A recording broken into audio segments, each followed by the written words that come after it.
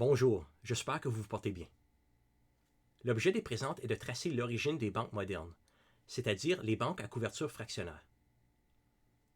Comme nous allons le discuter, les banques à couverture fractionnaire sont des banques qui maintiennent des réserves qui ne sont qu'une fraction des fonds qui leur sont confiés en dépôt.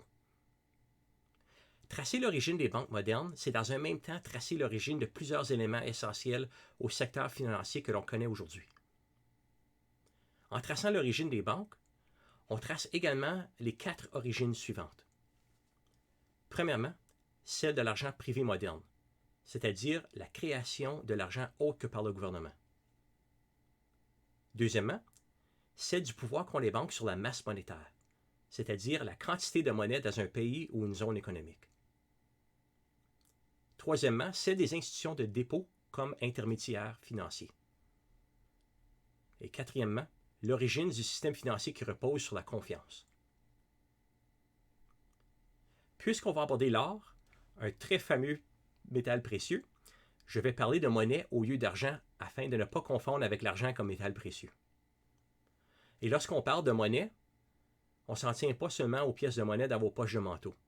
On parle véritablement d'argent de tous les jours, peu importe sa forme. J'ai puisé les renseignements qui suivent d'articles et de quelques ouvrages portant sur l'introduction à la macroéconomie et de l'ouvrage du professeur Christopher Nichols intitulé Financial Institutions, The Regulatory Framework. Cet ouvrage du professeur Nichols figure dans la liste des lectures facultatives. Bon, allons-y. Cette histoire d'origine a lieu à Londres, au milieu du 17e siècle, chez les orfèvres, en anglais goldsmiths. C'est une époque et un lieu où les pièces d'or servaient de monnaie. Lorsque les pièces d'or servaient de monnaie, il était peu commode pour les consommateurs et les marchands de les transporter, de les peser et d'en évaluer la pureté au moment de régler chaque transaction. C'est pourquoi les gens ont pris l'habitude de confier leur or à un orfèvre, un expert qui pouvait le peser, en évaluer la pureté et l'entreposer en sûreté, moyennant un frais comme de raison. L'orfèvre leur remettait ensuite un reçu en papier attestant que la personne avait droit à, par exemple, 5 onces d'or de qualité X. Le système métrique et donc la notion de gramme n'avaient pas encore vu le jour. Le reçu était donc une reconnaissance de dette permettant aux consommateurs et aux marchands de retirer à tout moment leurs pièces d'or. Comme ce papier était facile à transporter et était transférable, il devint rapidement un moyen de transaction très populaire. Une précision, transférable signifie que l'on peut remettre le reçu à autrui, conférant à cette personne le droit aux pièces d'or connexes. Les gens se sont donc mis à échanger des biens et des services contre les reçus d'orfèvres et non contre l'or lui-même. Ces reçus sont donc parmi les plus anciennes formes de papier-monnaie. En passant, le papier-monnaie tire son origine en Chine, à partir d'écorces de mûrier, lorsqu'un empereur a décrété au 7e siècle que l'écorce de mûrier qui portait son tampon officiel était une monnaie. Pour revenir aux orfèvres de Londres, la monnaie prenait désormais au moins 2 formes dans cette région, l'or et les reçus d'orfèvres. Les reçus d'orfèvres, en tant que papier-monnaie, étaient donc, à ce stade, entièrement garantis par l'or dans les coffres des orfèvres. Toutefois, les orfèvres ont constaté un phénomène très intéressant qui fait d'eux l'origine des banquiers modernes. Ils se rendent compte que la quantité d'or qu'ils avaient à verser chaque jour, en paiement de reçus présentés, ne correspondait qu'à une petite fraction de la quantité d'or qu'ils conservaient dans leur coffre. Voici à peu près ce que les orfèvres auraient pu se dire. J'entrepose 2000 onces d'or dans mes coffres, pour lesquels j'exige des frais d'entreposage. Mais au cours des derniers mois, je n'ai eu qu'à verser plus de 100 onces par jour. Donc environ 1/20 de mon stock. Pourquoi donc ne pas prêter la moitié de l'or qui m'est confié et imposer un taux d'intérêt sur ce prêt? Le reste suffira amplement à rembourser les déposants qui viendront réclamer leur or. Je pourrais donc gagner des revenus d'intérêt en plus des revenus de frais d'entreposage que j'exige de mes clients. Voilà ce qu'il me faut faire. C'est ainsi qu'est né le banquier, et du même coup, la banque qui mènera au système bancaire moderne, soit la banque à couverture fractionnaire. Une banque à couverture fractionnaire est une banque qui maintient des réserves qui ne représentent qu'une fraction des fonds qui lui sont confiés en dépôt. Mais en prêtant l'or de leurs réserves, les orfèvres se sont mis non seulement à gagner des revenus d'intérêt, ils se sont mis à créer de la monnaie.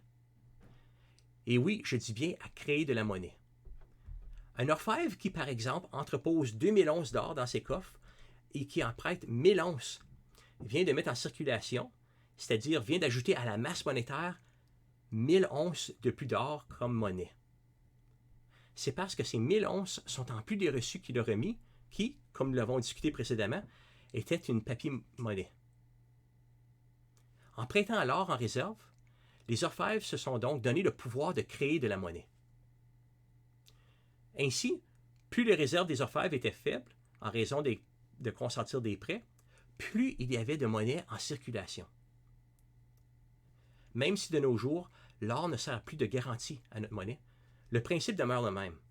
Les banques et les autres institutions de dépôt créent de la monnaie et influent donc la masse monétaire. Il convient de noter qu'en se donnant le pouvoir de créer de la monnaie, l'orfèvre de Londres a donné le jour à l'intermédiation financière. Il est devenu l'intermédiaire entre ceux qui déposent l'or, car ils n'en ont pas besoin à l'instant, et ceux qui veulent emprunter de l'or, car ils en ont besoin à l'instant. C'est essentiellement ce que font les banques et les autres institutions de dépôt aujourd'hui. Elles agissent à titre d'intermédiaire entre ceux qui ont des épargnes et ceux qui recherchent des prêts. Nous allons discuter plus à fond de l'intermédiation financière dans un module ultérieur portant sur les rôles des institutions de dépôt. Si on prend un recul, on constate que le succès des orfèvres de Londres repose sur la confiance. Car à partir du moment où les orfèvres se sont mis à prêter une fraction de leurs réserves, le risque d'une panique financière a vu le jour. Si un orfèvre ayant prêté 50% de ses réserves s'était trouvé devant des déposants lui réclamant l'équivalent de 50,1% ou plus de ses réserves, il aurait eu à s'expliquer longuement. En fait, depuis des siècles, les banquiers se préoccupent de ce type de phénomène. Le risque d'une panique financière incite les banquiers, dans une certaine mesure, à la prudence en matière de réserves et de prêts. Je dis bien dans une certaine mesure, car le contrepoids est le désir d'encaisser des bénéfices, et donc la prise de certains risques. Et de là découle le besoin de réglementation prudentielle, comme nous allons le discuter dans le module 6. Dans le cas des orfèvres de Londres, le plus étonnant est que ce système embryonnaire de banque à couverture fractionnaire a perduré longtemps sans crise majeure, et ce, sans réglementation prudentielle. Ce système a résisté à la Grande Peste de 1665 et à l'incendie de Londres l'année après. La banqueroute du roi en 1672 a fait quelques dégâts, mais seulement 6 orfèvres sur une quarantaine font faillite. De toute évidence, ces premiers goldsmiths jouaient d'une grande confiance, probablement en raison de leur prudence. Pour résumer, lorsque nous étudions les activités des orfèvres de Londres au milieu du XVIIe siècle, nous faisons dans un même temps l'étude des origines suivantes. Celle des banques modernes, soit les banques à couverture fractionnaire. Deuxièmement, celle de l'origine de la monnaie privée moderne et du pouvoir résultant qu'ont les banques sur la masse monétaire. Troisièmement, celle des institutions de dépôt comme intermédiaires financiers. Et quatrièmement, celle du système financier moderne qui repose sur la confiance. Avant de conclure, je tiens à préciser que nous n'allons pas tracer l'origine des assureurs autres que ceux qui figurent dans les lectures. L'assurance est un produit financier vieux de quelques millénaires, et tracer son histoire est à la fois très difficile, mais plus important encore, n'est pas très utile aux fins de ce cours. Nous aborderons plutôt, dans un module ultérieur, les rôles importants que jouent les assureurs et l'assurance dans notre société. Voilà donc qui met fin au module 3. À bientôt.